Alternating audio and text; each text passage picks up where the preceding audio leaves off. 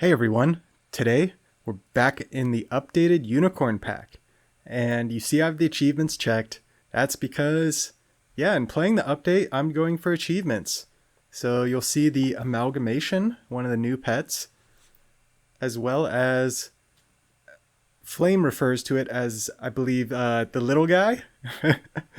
Or I think his chat wanted him to call it the bush. The question marks? I don't know what to call it, but let's hop into the runs. If you have not seen the updated Unicorn Pack yet, there's a lot of base stat changes. There's some tier changes.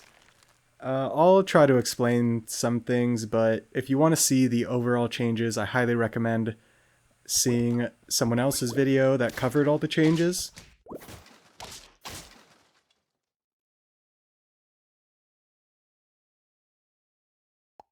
And yeah, this first run, you might think I'm going for the little guy, the little bush here, but we are not. This is the Amalgamation run. It is quite an amazing run. It's an incredible high roll towards the end. I kind of forgot how the beginning of the game worked. And I was running this little guy a lot of times because, as you'll see, the whole like ailments and basically the unicorn to buff your team is, I think, very, very, very viable now. You can pretty much grab any unicorn you see between turns 5 and 9 and get some value out of it, whether you keep it long term or not. So the whole name of the game is just surviving up until those turns where we can get the pets we want. Once we get the unicorn amalgamation going, then we can basically start scaling as we pivot new units onto the team. And that's the whole goal here. That's exactly what we do. And yeah, I think it's very viable to use this combo even to pivot to other units, not necessarily keeping the amalgamation on the team, but get a unicorn, get an amalgamation, and over 3 turns you can pivot 3 units in, or actually over 2 turns because it has 2 triggers. The amalgamation. Check that. The unicorn has 1 trigger at a level 1, right? So I'm trying to explain all this because when we get to that point, I just want to kind of flow through the game. Everything we're doing here is just looking for level ups. It's just trying to survive. The fur-bearing trout and the rambutan is doing great things for us. Double brain cramp shows up, so of course we're going to take it. See if I remember to switch my order here. Sometimes I was forgetting to. You see I'm skipping on the little bush guys in the shop because I don't want level 3. I know we're going to pivot. I already got my achievement for him, as we'll see in the next run. And yeah, lots of people experimenting with Mothmans and stuff, so teams aren't super meta right now. As we get a level 3 Ogopogo, the Ogopogo has been changed, so it won't give 3 experience to the front pet at level 3. It'll split that experience on the frontmost 3 pets. So, or the 3 frontmost pets. So, because I didn't want to mess around with it too much, and I didn't really have the whole experience build going, I just took the gold. And Crispy Boy's sitting here. He's got good health on the base stats, so maybe he'll get 2 rambutan triggers. And let's see if I fix my order. I do not, which is fine. Gonna waste a rambutan. And an experience level up build. They got the Ogopogo cooking. I need to start paying attention to names. I know everybody's playing right now, so there's a good chance I've been running into people and not noticing. Little bush guys. And there it is. The amalgamation. Amalgamation?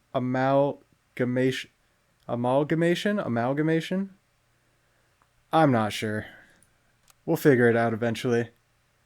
So there it is. There's the unicorn, and we have the wall chicken frozen. So kind of an awkward spot because I want to basically bring in a separate unicorn and amalgamation in so they get the meta stats from both units and then stack them. So I didn't really want to use the wall chicken on either one. And I figure, okay, we'll just bank on, hopefully we find the unicorn and amalgamation and we can just stack brain cramps. So the brain cramp is a great unit to keep, but not sure if it's going to stay. I was planning on it staying for sure until the high roll happened. So it's turn 9, we have 3 hearts and 3 trophies. There's another amalgamation. So like I said, everything's temporary just to get us to this point. So here we go. We get the 4 attack, the 4 mana, and the spooked. We cleanse the spooked. So now a 4/5 base stats. We're at a permanent 10/7 base stats with 4 mana. The mana really helps with the pivot as well. And a new brain cramp showed up, and because I have 2 amalgamations here, I figured even though we don't get the unicorn buff, we get the attack. So when we stack them, we get basically 2 attack off that. And as long as we don't get sniped, the 2 melons will be great. It'll give us a tier 6 on the level up, which is what we're looking for. As long as we find another amalgamation that we can stack, we'll be looking very, very good. The snipes are dangerous, and we go down to 2 hearts. So it's a little scary, but we get the Cerberus. And summons are the name of the game with the amalgamation. The unicorn is just to set up stats. So I figured let's take the summons, not finding too many things, but then we find one at the end. So instead of doing the pivot, I decide to stack it. Definitely want the run to survive, right? Don't want to just throw. And yeah, a lot of other teams are still trying to set up. They're still trying to figure out what they're doing. They're putting fairy dust and using Loveland frogs to scale their mana and experience pets. Kind of weird. Good luck with that, good sir. Take the level up and we get Hydra, which is a summon pet, right? We're looking for summon pets. We get the Hydra, 10/6 base stats, immediately goes up to 28. So we immediately get the second trigger. We're rolling in the chocolates. It's absolutely incredible. And we roll into double Hydra. So you probably know what needs to be done. And it's going to happen next turn. So let's see the summons. We get our 1 more trigger. So the amalgamation, what I should have done is gone for gingerbread, right? To reset the triggers, essentially, as I'm pivoting. But the main reason I didn't do that is because I know I'm going for an achievement. A lot of times I try to avoid gingerbread on pretty much anything except unicorn, or except if it's late in the game. You see this chocolate? What's going on with this chocolate right here? My replays is bugged. I'm gonna rewind this real quick.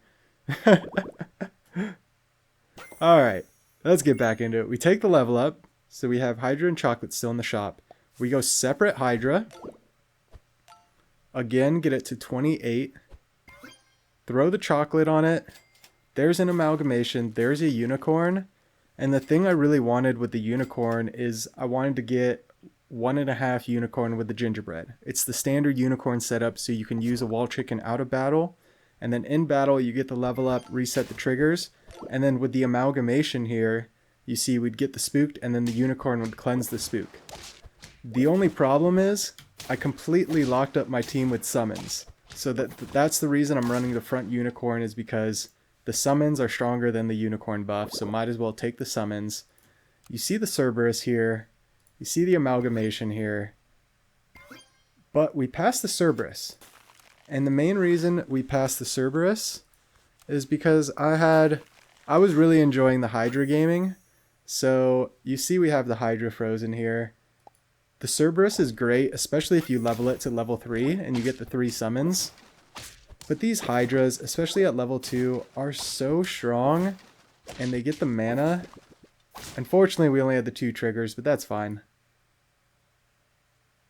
And so, of course, it has to be done. We got to use the pivot once again. Bring in the Hydra. We get it to the 28 stat line. We're spamming food to try to get this Hydra over 30 attack. Find a chocolate. Might as well go for the achievement. We're getting close. 7 trophies, 2 hearts remaining.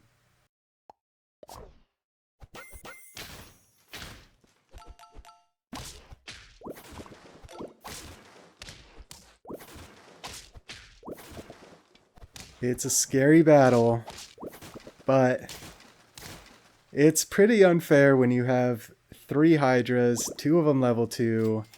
We're about to get one of them over 30 attacks, and now we got an extra 10-10 summon from that one food. Might as well just throw 3 health on him. Hope he doesn't get sniped. Snipes are the only thing that can really devastate us. The tiger bugs are pretty scary. We need 2 trophies left. It's an incredibly scary team, right? But between the mana snipes and the summons, right? Perfect melon break. And the summons get it done. It's just... the team doesn't feel very strong, but when you're using basically one of the strongest pets in the game in Hydra, and you have something like this Amalgamation, which is an absolute Goliath. 12 attack. Look at these Hydra heads now. 12 attack and 12 mana. So it's basically giving it 24 extra damage. And the mana snipes are huge because it gets the KO. And then it snipes and gets another KO. It gets the KO. Unfortunately the egg gets us, but we still get the snipe. And let's see how big their Nessie is. It is huge. But we get through it with ease, and we get it done. So this was such a fun Amalgamation run. I had a lot of different plans for it, but the Hydras kept showing up. I planned on getting rid of the unicorn. I almost got rid of the unicorn for a phoenix in the end, but I had these 2 hearts left, so I figured if I lost a heart, I'd look to maybe toss one more wall chicken, maybe try to push this over 30 attack, and then I can move this one middle position, and then sell the unicorn maybe for a phoenix or something else. But yeah, ton of fun. Let's get into the other achievement run. All right, picking this one up on turn 5. We have 2 trophies and 5 hearts remaining, so a great spot to be in. And I'm going to roll this one pretty fast because as you see here, we have the little guy, the little bush guy. We have the brain cramp. We just got the unicorn. We're tossing the wall chickens. It's the standard unicorn setup. I've probably done this in at least half of my unicorn videos, are basically just using unicorn to scale, having a brain cramp visitor bug setup going, and yeah, we're not reinventing the wheel here at all. I figured if we do not find wall chickens, then the spooked here will get cleansed by the unicorn, give us our permanent stats. The wall chicken's better because it gives you the 3 extra attack, so that's the main reason I was taking it. And the brain cramp setup is perfect because we'll cleanse the spooked anyway, right? If we find the wall chicken.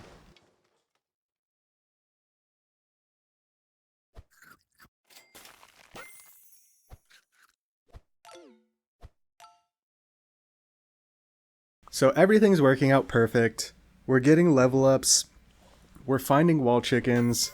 We're getting our stats. We have a level 2 Tatzelworm, which only deals increased snipe damage if they're level 3 now. So, not the best, but I'm not scaling it at this point. So I knew I could pivot off the Tatzelworm pretty quick if I wanted to. But things are going smooth. We still have the 5 hearts. The visitor bug shows up, so I figured, like I said, let's not reinvent the wheel. Let's just run the setup. The expose with the brain cramp and the snipes is actually an incredible combo. We don't get punished for transitioning to a tier 1 in front. And their evil book ends up hurting them. Still have 5 hearts. It's glorious. Absolutely glorious. We take the wall chickens. We finally have our level 2 unicorn setup. So it's kind of perfect timing when we get the visitor bug setup, and the visitor bug's at 1.5. So even though it's a late visitor bug and a late setup, we're looking great. And now we're scaling our Tatzelworm, which feels great. And yeah, we're just powering, mowing through. The good thing about getting like a good tempo setup, which this is the ideal tempo setup with the Tatzelworm and the unicorn visitor bug brain cramp, We have snipes, we have melons, we're getting stats. It's just, as people are experimenting with the new pets, we're basically just guaranteed to just keep staying ahead of the curve. Our unicorn, we just have too many ailments going out.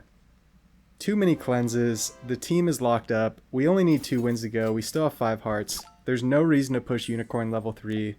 Let's just take any stats, any equipment we can get.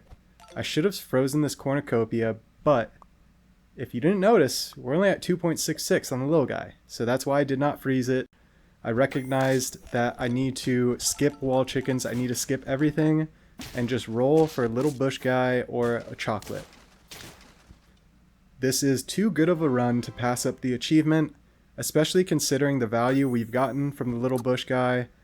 And look at this. We get an Easter egg and we get a fairy dust, so we maximize our Tatzelworm snipes.